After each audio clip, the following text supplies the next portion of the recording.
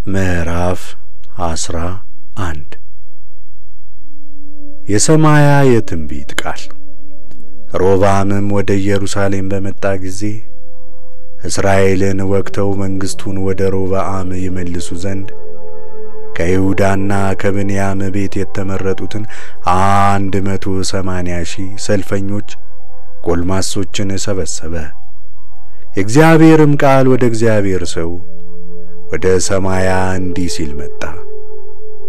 ለይሁዳ ንጉሥ ለሰሎሞን ልጅ ለሮብዓም በይሁዳና በብንያምም ላሉት ለእስራኤል ሁሉ እግዚአብሔር እንዲህ ይላል፣ ይህ ነገር ከእኔ ዘንድ ነውና አትውጡ፣ ወንድሞቻችሁንም አትውጉ፣ እያንዳንዱንም ወደ ቤቱ ይመለስ ብለህ ንገራቸው። እግዚአብሔርንም ቃል ሰሙ።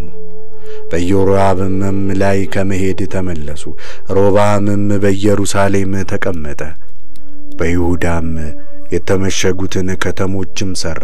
በይሁዳና በብንያም ያሉትንም የተመሸጉትን ከተሞች ቤተልሔምን፣ ኤጦምን፣ ቴቁሔን፣ ቤተ ሱራን፣ ሱላኮን፣ አዶላምን፣ ጌትን፣ መሪሳን፣ ዚፍን፣ አዶራይን፣ ለኪስን፣ አዚቃን፣ ሶራን፣ ኤሎንን፣ ኬብሮንን ሠራ።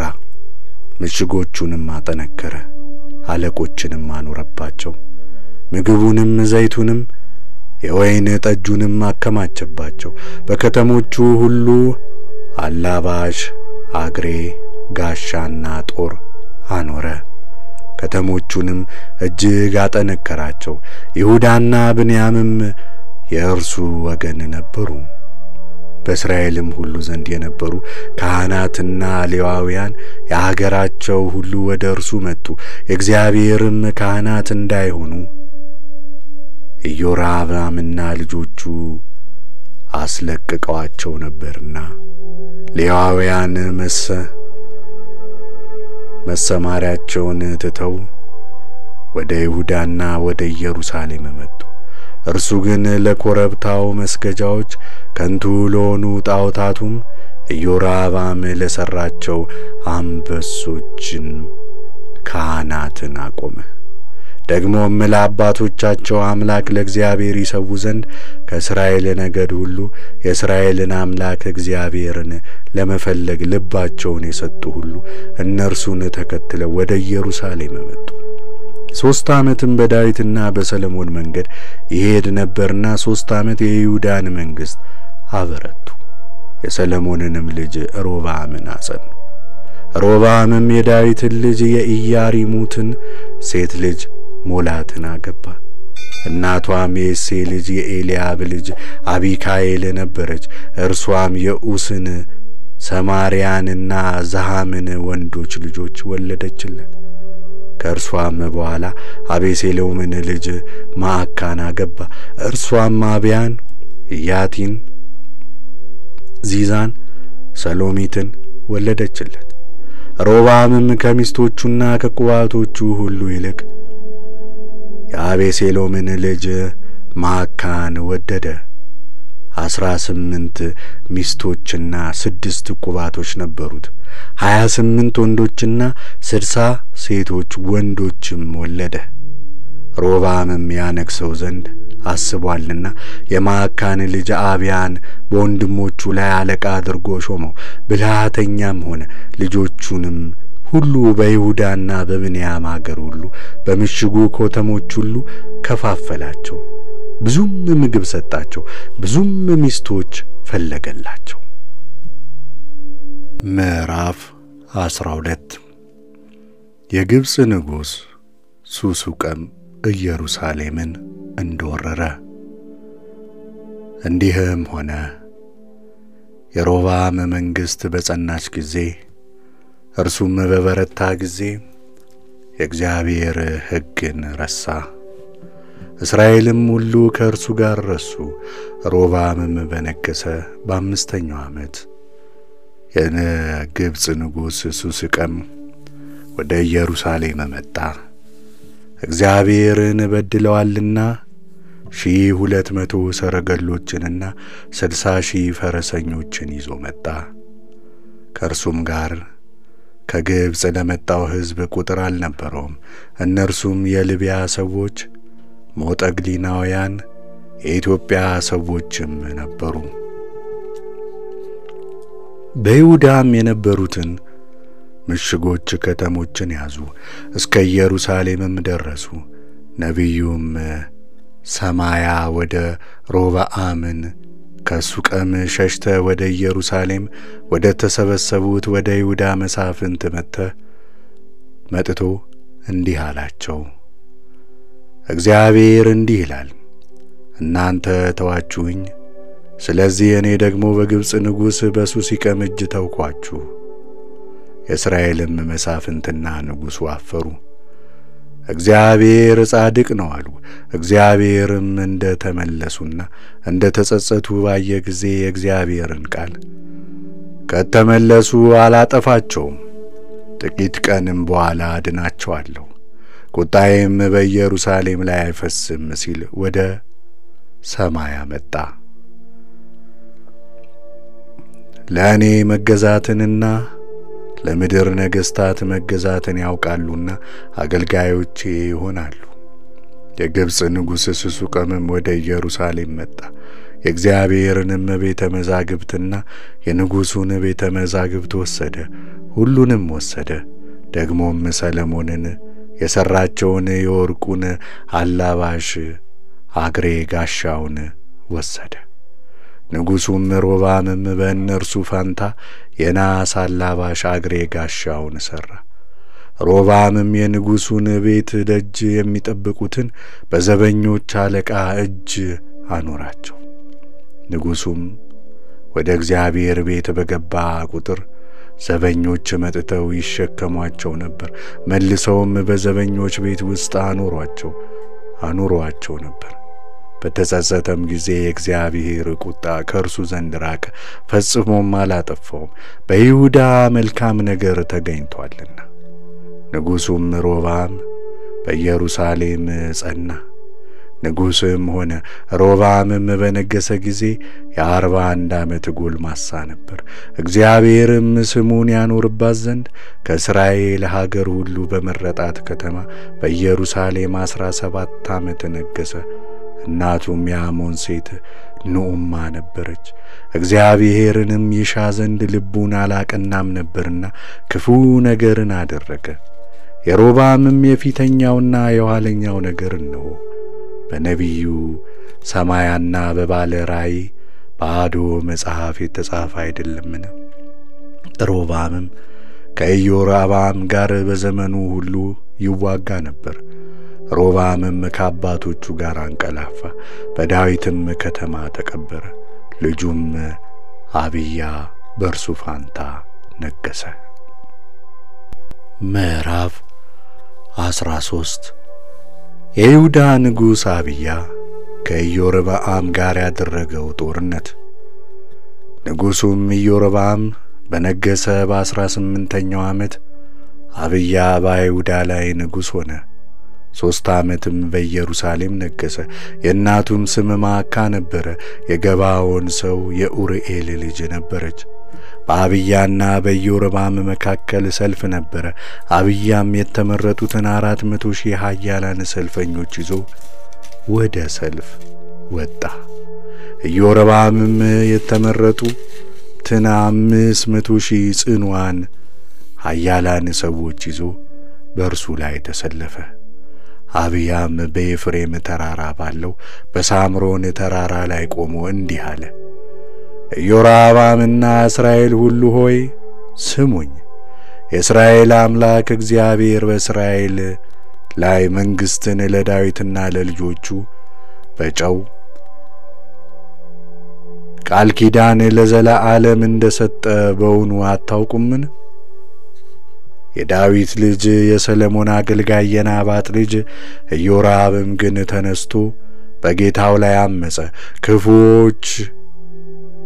ክፉዎች ሰዎችንና የሕግ ተላላፊዎች ልጆችም ወደ እርሱ ተሰባሰቡ። ሮብዓም ሕፃን በነበረና በልቡ ድፍረት ባልነበረው ጊዜ ሊቋቋመው ባልቻለበት ጊዜ በሰሎሞን ልጅ በሮብዓም ላይ በረታበት። አሁንም በዳዊት ልጆች እጅ የሚሆነውን የእግዚአብሔርን መንግሥት ልትቋቋሙ እንዲህ ትላላችሁ። እናንተም እጅግ ታላቅ ሕዝብ ናችሁ። ኢዮርብዓምም አማልክት አድርጎ የሠራላችሁ የወርቅ አንበሶች ከእናንተ ጋር ናቸው። የአሮንን ልጆች የእግዚአብሔርን ካህናትና የሌዋውያንን አላሳደዳችሁምን?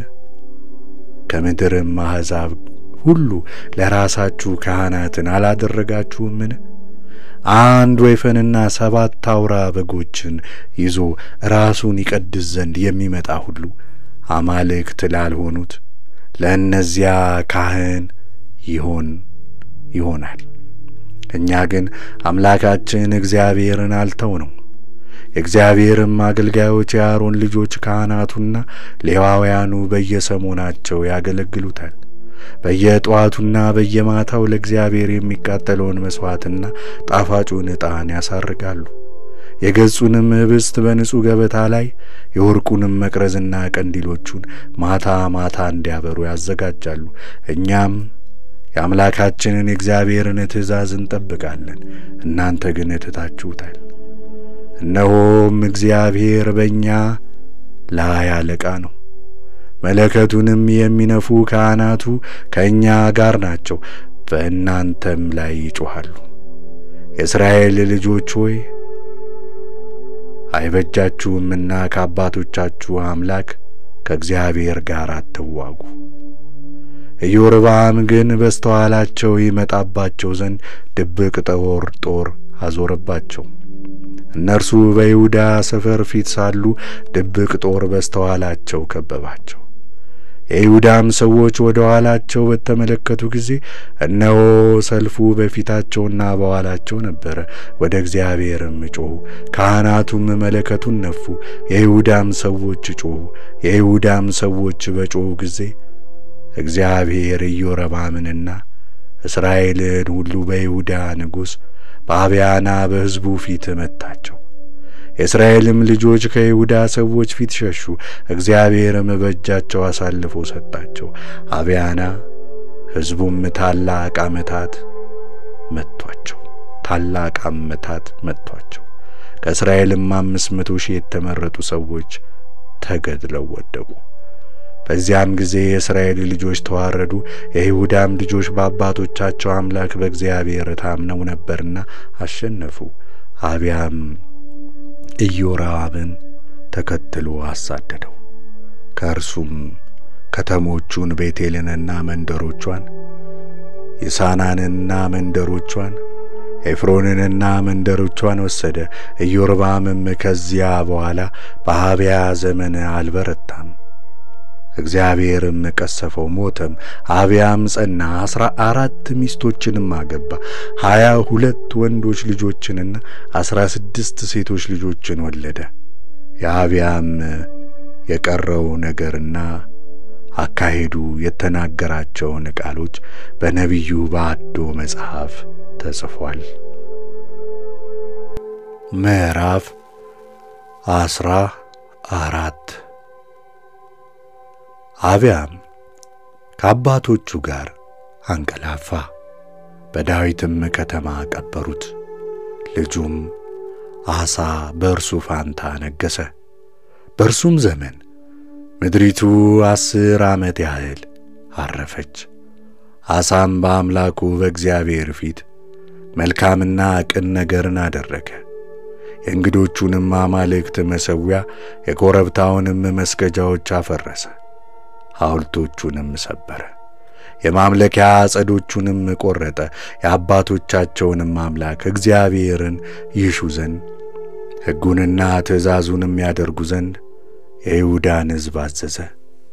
ከይሁዳም ከተሞች ሁሉ የጣዖት መሠዊያዎችን፣ ምስሎችን አስወገደ። መንግሥቱም በእርሱ ስር በሰላም ተቀመጠች። በይሁዳም ምሽጎች ከተሞችን ሠራ። እግዚአብሔርም ዕረፍት ስለ ሰጠው ምድሪቱ ጸጥ ብላ ነበር። በዚያ ዘመን ጦርነት አልነበረም። እርሱም የይሁዳን ሰዎች እነዚህን ከተሞች እንስራ፣ ቅጥርንም ግንብም መዝጊያም መወርወሪያም እናድርግባቸው፣ ምድሪቱንም እንገዛታለን፣ አምላካችንን እግዚአብሔርን እንደፈለግነው እርሱ ይፈልገናልና፣ እርሱም በዙሪያችን ዕረፍት ሰጥቶናል፣ ሁሉንም አከናወነልን አለ። ለአሳም አላባሽ አግሬ ጋሻን ጦር የሚሸከሙ 300,000 የይሁዳ ሰራዊት፣ ወንጭፍ የሚወነጭፉ ቀስትንም የሚገትሩ 280,000 የብንያም ሰዎች ነበሩት። እነዚህም ሁሉ ጽኑዓን ኃያላን ሰዎች ነበሩ።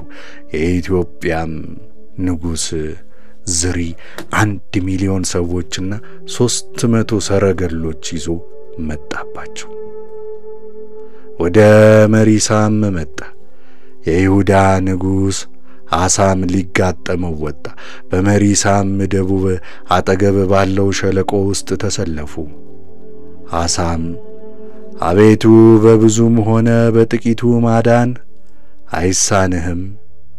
አቤቱ አምላካችን ሆይ ባንተ ታምነናልና በስምህም በዚህ ታላቅ ወገን ላይ መተናልና እርዳን። አቤቱ አምላካችን አንተ ነህ፣ ሰውም አያሸንፍህም ብሎ ወደ አምላኩ ወደ እግዚአብሔር ጮኸ። እግዚአብሔርም በአሳና በይሁዳ ሕዝብ ፊት ኢትዮጵያውያንን መታ። ኢትዮጵያውያንም ሸሹ። አሳም ከእርሱ ጋር ያለው ሕዝብ እስከ ጌዶር ሀገር ድረስ አሳደዷቸው። ኢትዮጵያውያንም ፈጽመው እስኪጠፉ ድረስ ወደቁ። በእግዚአብሔርና በሰራዊቱ ፊት ተሰባብረዋልና እጅግም ብዙ ምርኮን ወሰዱ። ከእግዚአብሔርም ዘንድ ታላቅ ድንጋጤ ስለወደቀባቸው በጌዶር ዙሪያ የነበሩትን ከተሞች ሁሉ መቱ።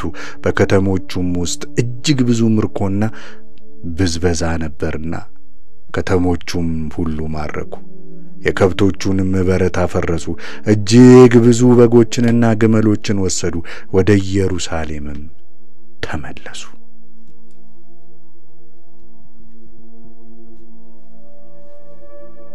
ምዕራፍ 15 የእግዚአብሔርም መንፈስ በአዳድ ልጅ በአዛርያስ ላይ መላ።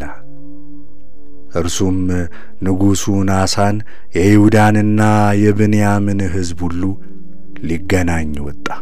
እንዲህም አለ፣ አሳ ይሁዳና ብንያም ሁሉ ሆይ ስሙኝ። እናንተ ከእግዚአብሔር ጋር ብትሆኑ እርሱ ከእናንተ ጋር ይሆናል፣ ብትፈልጉትም ይገኝላችኋል፣ ብትተዉት ግን ይተዋችኋል። እስራኤልም ብዙ ዘመን እውነተኛውን አምላክ ሳያመልኩ ያለ አስተማሪም ካህን ያለ ሕግም ይኖራሉ። በመከራቸውም ጊዜ ወደ እስራኤል አምላክ ወደ እግዚአብሔር ተመልሰው ይፈልጉታል፣ እርሱም ይገኝላቸዋል። በዚያ ዘመን ለሚመጣውና ለሚገባው ሰላም አይሆንለትም። በሀገሮችም በሚኖሩት ሁሉ ላይ ታላቅ የእግዚአብሔር ቁጣ ይሆናል። እግዚአብሔር በመከራው ሁሉ ያስጨንቃቸዋልና ሕዝብ ከሕዝብ ጋር ከተማም ከከተማ ጋር ይዋጋል። እናንተ ግን ለሥራችሁ ዋጋ ይሆንላችኋል። እናም በርቱ፣ እጆቻችሁንም አይላሉ። አሳም ይህንን ቃል የነቢዩን የአዳድን ልጅ የአዛርያስን ትንቢት በሰማ ጊዜ ጸና። ከይሁዳና ከብንያምም ሀገር ሁሉ በተራራማው በኤፍሬም ሀገር ከያዛቸው ከተሞች ርኩሰትን ሁሉ አስወገደ። በእግዚአብሔርም ቤት ፊት የነበረውን የእግዚአብሔርን መሠዊያን አደሰ። አምላኩንም እግዚአብሔርን ከእርሱ ጋር እንደሆነ ባዩ ጊዜ እስራኤል ዘንድ ብዙ ሰዎች ወደ እርሱ ተጠግተው ነበርና እርሱ ይሁዳንና ብንያምን ሁሉ ከኤፍሬምና ከምናሴም ከስምዖንም ፈልሰው ከእነርሱ ጋር የተቀመጡትን ሰበሰበ።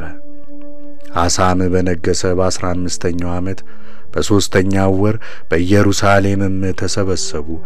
በዚያም ቀን ካመጡት ምርኮ 700 በሬዎችንና 7000 በጎችን ለእግዚአብሔር ሰዋ። በፍጹም ልባቸውና በፍጹም ነፍሳቸው የአባቶቻቸውን አምላክ እግዚአብሔርን ይሹ ዘንድ ቃል ኪዳንን አደረገ። የእስራኤልንም አምላክ እግዚአብሔርን የማይፈልግ ታናሽ ወይም ታላቅ ወንድም ወይም ሴት ቢሆን ይገደል ዘንድ ማሉ። ለእግዚአብሔርም በታላቅ ድምፅና በእልልታ በእምቢልታና በቀንደ መለከት ማሉ። በፍጹምም ልባቸው ምለዋልና በፍጹምም ሕሊናቸው ፈልገውታልና እርሱም ተገኝቶላቸዋልና ይሁዳ ሁሉ በመሐላ ደስ አላቸው። እግዚአብሔርም በዙሪያቸው ዕረፍትን ሰጣቸው። ንጉሡም አሳ እናቱን ማዕካንን ለአስጣርቴስ ስለሰገደች ከእቴጌነቷ ወረዳት።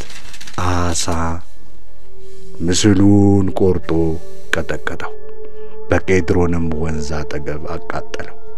በኮረብታ ላይ የነበሩትን መስገጃዎች ግን ከእስራኤል አላራቀም።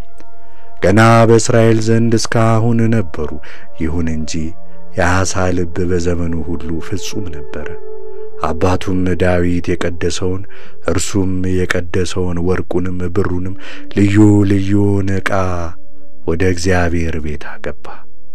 አሳም በነገሰበት ዘመን እስከ 35ኛው ዓመት ድረስ ጦርነት አልነበረም።